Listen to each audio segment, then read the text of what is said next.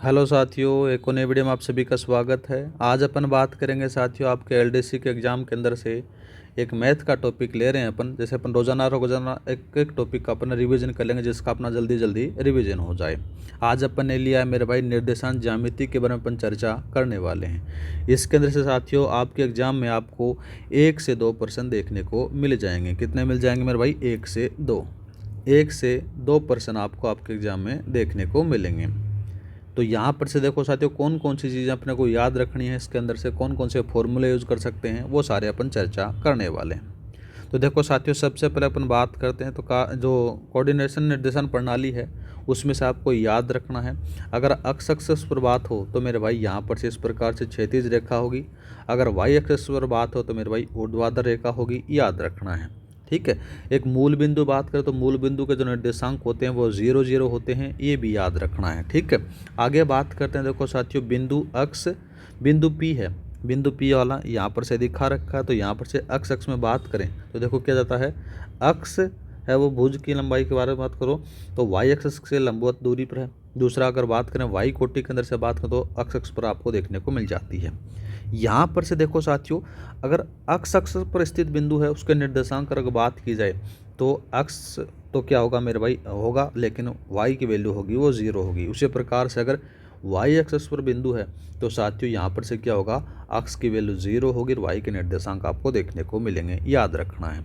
Main रूप से अगर बात करें तो मूल बिंदु के निर्देशांक याद रख लेना, एक ये कंडीशन याद रख लेना और एक ये कंडीशन याद रख लेना है। ठीक है। आगे बात करते हैं मेरे भाई चतुर्थांश के बारे में अपन बात करते हैं। तो देखो कौन कौन से में पॉजिटिव नेगेटिव होता है, इनसे सवाल बहुत बार पूछे जाते हैं। पहले अगर बात करें मेरे भाई तो देखो साथियों जो प्रथम चतुर्थांश होता है उसमें से साथियों एक्स और वाई की वैल्यू है वो दोनों पॉजिटिव होती है।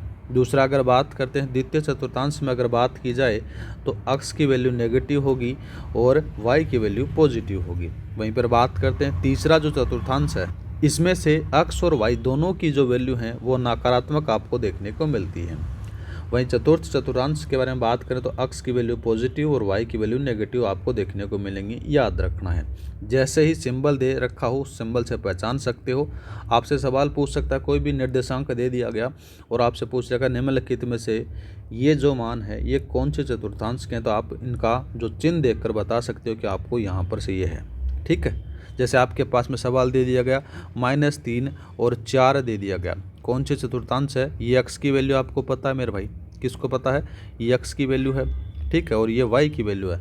तो अक्ष है जो नेगेटिव किस में होता है मेरे भाई, तो याद रखना यहाँ पर से 2 में होता है। एक तो कौन से में होता है, सेकंड वाले में होता है और एक थर्ड वाले में होता है। ठीक है साहब, दोनों कंपेरिजन करते हैं।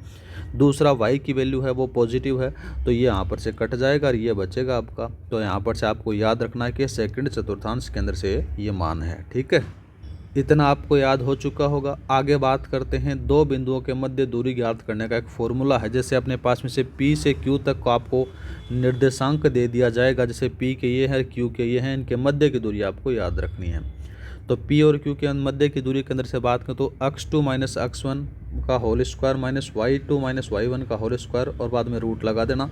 ये फॉर्मूला याद रख लेना, वेरी वेरी इंपॉर्टेंट है, इससे सवाल बन सकता है आपके पेपर में। ठीक है।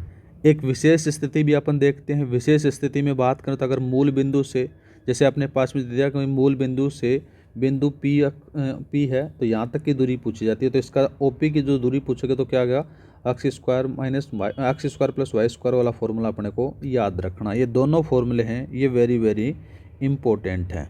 ठीक है। ये दोनों याद रखना। आगे बात करते हैं अपन रेखा विभाजन के बारे में अपन बात करते हैं। ठीक है।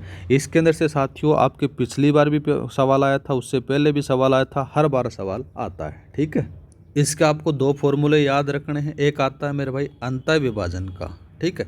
इसमें से साथियों बिंदु R के निर्देशांक आपसे पूछे गए हैं, जिसमें से अगर बात करें तो याद रखना है इन फॉर्मूलों को, mx2 + nx1 बटे m + n। वहीं पर बात करें तो y का आप ये लगा सकते हो। ठीक है। तो ये फॉर्मूला इम्पोर्टेंट है, याद रखना है। दूसरा बात करते हैं, दूसरा दे रखा है मेरे भाई बाह्य विभाजन का। तो बाह्य विभाजन है तो मान रूप से बात करें तो सेम वही होगा, लेकिन उसमें से क्या हो जाएगा मेरे भाई, चीज़ बाहर जा रही है तो नेगेटिव लगा देना है, बस यही आपको बताना है। आर के निर्देशांक पूछे जाएँ तो मेरे भाई क्या बताओगे, M X two minus N X one बटे एम माइनस एन आपको देखने को मिलेगा। ठीक है, इसके मैं एक दो सवाल करा दूंगा जिससे आपके डाउट क्लियर हो जाएंगे। पर ये वाला जो फॉर्मूला है इसको वेरी वेरी इंपॉर्टेंट लगा लेना मेरे भाई। ठीक है, ये आपसे पूछ सकता है, ऐसा सवाल आएगा। ठीक है, आगे बात करते हैं मेरे भाई। यहाँ पर से अपन देखते हैं विभाजन के अंदर से कुछ और सूत्र हैं, जिसमें से देखो साथियों, मध्य बिंदु के अंदर से अगर बात करें तो मध्य बिंदु का अगर अनुपात 1:1 है तो इसका सूत्र होता है x1 बटे x1 प्लस x2 बटे 2। दूसरा दे रखा है y1 प्लस y2 बटे 2, ये दे रखा है। ठीक है, दूसरा अगर आपके पास में दे दिया गया कोई अज्ञात अनुपात दे दिया गया, ठीक है, तो उसके लिए फॉर्मूला कौन सा लगाना है, लेमडा अनुपात 1 वाला फॉर्मूला लगाना है। ये भी इम्पोर्टेंट है मेरे भाई। ठीक है, ये भी इम्पोर्टेंट है। इसके बारे में अगर बात करें तो लेमडा x2 प्लस x1 बटे लेमडा प्लस 1 आ जाता है। वहीं पर बात करें लेमडा y2 प्लस y1 बटे x1 प्लस 2। ठीक है, अनंत के लिए साथियों प्लस, अगर बाह्य के लिए साथियों माइनस आपको थोड़ा सा याद रखना है। अब बात करते हैं, देखो साथियों यहाँ पर से रेखा दे रखी है ax plus b y plus c बराबर 0 द्वारा विभाजन का जो अनुपात होगा वो होगा ax1 प्लस बी वाई1 प्लस सी, और इसी प्रकार से इस प्रकार से आपको देखने को मिलता है। अगर y एक्स के विभाजन बात करें तो y1 बटे y2 माइनस का होगा, और एक्स बात करें तो माइनस का x1 बटे x2, इस प्रकार से आपको देखना है। तो ये थोड़ा सा याद रखना है, ये फॉर्मूला थोड़ा सा इंपॉर्टेंट है, याद रखना है। मूल बिंदु का आपको पता है चल चुके हैं। आगे बात करते हैं, देखो साथियों त्रिभुज का क्षेत्रफल और केंद्रक के बारे में थोड़ा सी चर्चा करते हैं। यहाँ पर से क्या होगा है मेरे भाई, इसमें से सवाल ऐसे पूछ सकता है कि 3 बिंदु हैं, त्रिभुज के तीनों कोणों के निर्देशांक आपसे दे दिया जाता है और बाद में उसका क्षेत्रफल पूछा जाए तो मेरे भाई कौन सा फॉर्मूला यूज करना है, 1/2 x y2, ये इस प्रकार से आपको याद रखना है। अब y2 minus y3 plus x2, y3 minus y1, और फिर आ जाता है x3 माइनस x3 का बाद में y1 माइनस y2 का आपको देखने को मिल जाता है, याद रखना है। ठीक है, अगर बात करें तो केंद्र के जो निर्देशांक निकालने हों तो आपको क्या करना पड़ेगा मेरे भाई, अगर त्रिभुज है उस त्रिभुज का आपके पास में तीनों कोणों का निर्देशांक दे दिया गया और बाद में पूछ लिया गया कि मेरे भाई इसके केंद्र के निर्देशांक बताओ, तो आपको याद रखना है x1 plus x2 plus x3 बटे 3। दूसरा जो है y1 plus y2 plus y3 बटे 3 आपको याद रखना है। दोनों याद रख लेना मेरे भाई, पहला ये भी है और ये भी इम्पोर्टेंट है। ठीक है, अब इनसे त्रिभुज की पहचान भी अपन कर सकते हैं। देखो साथियों किस प्रकार से होगा, अगर बात करें a b plus b c plus a c, मतलब कि तीनों समान है तो मेरे भाई समबाहु त्रिभुज है। अगर कोई दो समान है तो समद्विबाहु है। ठीक है, याद रखना कि नहीं, दो के वर्गों का योग तीसरे योग के बराबर है तो मेरे भाई आपको पता है कि समकोण त्रिभुज है।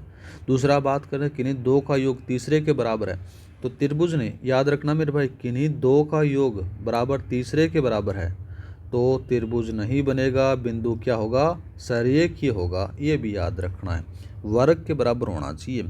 आगे बात करते हैं अपन चतुर्भुज का क्षेत्रफल के बारे में बहुत बार पूछा जाता है, याद रखना है।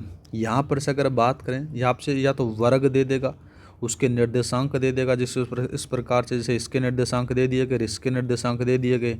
ठीक है, आपके साथ तक एक सवाल पूछा गया था, वो मैं आपको करवा दूंगा जब अपन PYQ करेंगे। यहाँ पर से ऐसा सा वर्ग दे रखा था मेरे भाई, ये वर्ग दे रखा था, इस वर्ग के अंदर से साथियों इस प्रकार से निर्देशांक दे रखे थे, ए के निर्देशांक दे रखे थे और इस बी के निर्देशांक दिए गए, बी नहीं अपन इसको सी मानते हैं, इसके निर्देशांक दे रखे थे और आपके पास में बी और सी के निर्देशांक आपसे पूछे गए थे।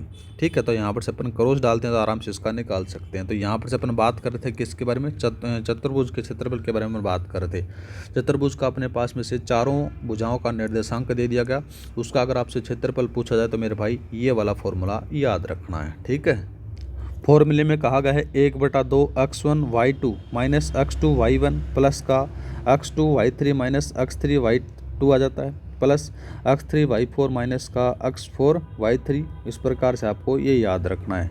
ठीक है, और ये जो सूत्र है वो दो त्रिभुजों का क्षेत्रफल के योग के बराबर होता है, ये भी याद रख लेना। आगे बात करते हैं मेरे भाई, थोड़े से अपन चतुर्भुज की पहचान अपन बात करते हैं। चतुर्भुज का नाम आपने दे दिया गया आयत। तो आयत क्या होगा मेरे भाई, आमने सामने की भुजाएं समान होती हैं, ठीक है। विकर्ण भी आपको समान देखने को मिलेंगे। समांतर चतुर्भुज आमने सामने की भुजाएं समान देखने को मिलेंगी, लेकिन विकर्ण आपको असमान देखने को मिलेंगे, याद रखना है। वर्ग के बारे में अगर बात करें तो सभी भुजाएं समान देखने को मिलेंगी और विकर्ण भी समान देखने को मिलेंगे। समचतुर्भुज है, ये सभी भुजाएं समान होंगी, विकर्ण आपको असमान देखने को मिल जाती हैं, याद रखना है, ठीक है। याद आगे बात करें, एक बिंदु प्रतिबिंब भी होता है, उसके बारे में अपन बात करते हैं। इमेज ऑफ पॉइंट के बारे में अपन चर्चा करें मेरे भाई। यहाँ पर से आपके पास में ये दिया गया है। देखो साथियों, वाई एक्सेस के सापेक्ष बात करें तो ये दे रखा है, और मूल बिंदु के सापेक्ष से तो ये दे रखा है यहाँ पर से, और एक्सेस के सापेक्ष से तो ये दे रखा है, ठीक है। अब आराम से आप निकाल सकते हो। तो मेरे भाई ये थे आपके जो निर्देशांक थे ना, उनके बारे में अपने यहाँ पर से चर्चा की। इसमें से साथियों आपके एग्जाम में 1 से 2 प्रश्न देखने को मिल जाएगा। अनुपात वाला याद रखना है, मूल बिंदु वाला याद रखना है, दो बिंदुओं के बीच की दूरी वाला फॉर्मूला याद रखना है। इन फॉर्मूलों अगर आप रट लेते हो तो आपका 1 से 2 प्रश्न सवाल सही हो जाएगा। मिलते हैं नेक्स्ट वीडियो में। जय हिंद, जय भारत। इस क्लास की जो PDF फाइल है या तो आपको टेलीग्राम पर मिल जाएगी या फिर आपको मिल जाएगी आपके व्हाट्सएप चैनल पर मिल जाएगी। मिलते हैं नेक्स्ट वीडियो में। जय हिंद, जय भारत।